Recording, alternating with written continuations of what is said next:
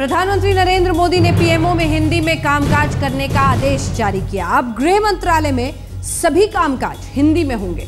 इस संबंध में बुधवार को गृह मंत्रालय ने निर्देश जारी कर दिए। खबर है कि सबसे ज्यादा हिंदी का इस्तेमाल करने वाले नौकरशाहों को इनाम दिया जाएगा।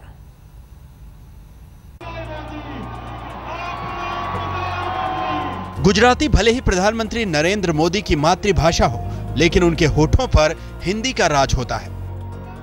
भारत का संविधान मुझे कहता है, भारत का लोकतंत्र मुझे सिखाता है, भारत की उज्जवल परंपरा मुझे सिखाती है। प्रधानमंत्री नरेंद्र मोदी का हिंदी के प्रति सम्मान जग जाहिर है। मोदी के इसी हिंदी प्रेम को लेकर गृह मंत्रालय ने केंद्रीय सरकार के सभी अफसरों को निर्देश दिए हैं कि वो ज्यादा से ज्यादा सरकारी काम हिंदी में करें।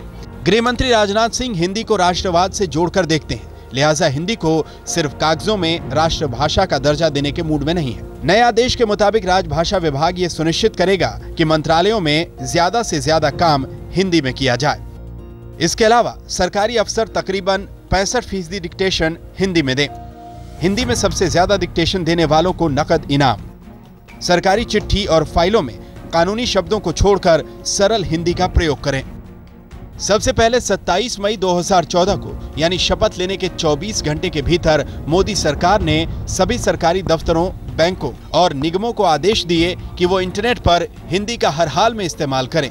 इसी आदेश में यह भी कहा गया कि सरकारी अफसर ट्विटर और फेसबुक पर हिंदी का इस्तेमाल करें।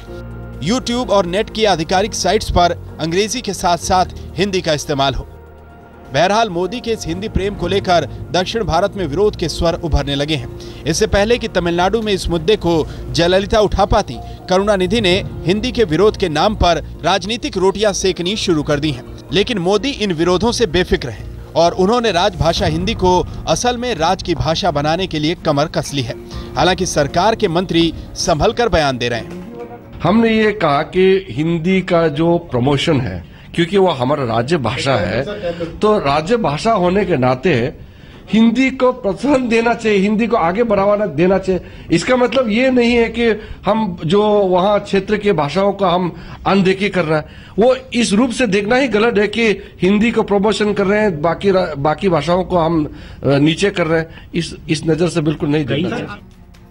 जिस तरह चीन अपनी भाषा को सम्मान देता है, अंग्रेजी से हमेशा अपनी भाषा को ऊपर रखता है, वैसे ही मोदी सरकार भी राजभाषा हिंदी के एक धागे से पूरे देश को पिरोना चाहती है। मोदी चाहते हैं कि क्षेत्रीय भाषाओं के सम्मान के साथ साथ हिंदी को सरकार के कामकाज की भाषा बनाएं और देश को एक राष्ट्र और एक राष्ट्रभाषा से जोड़ें।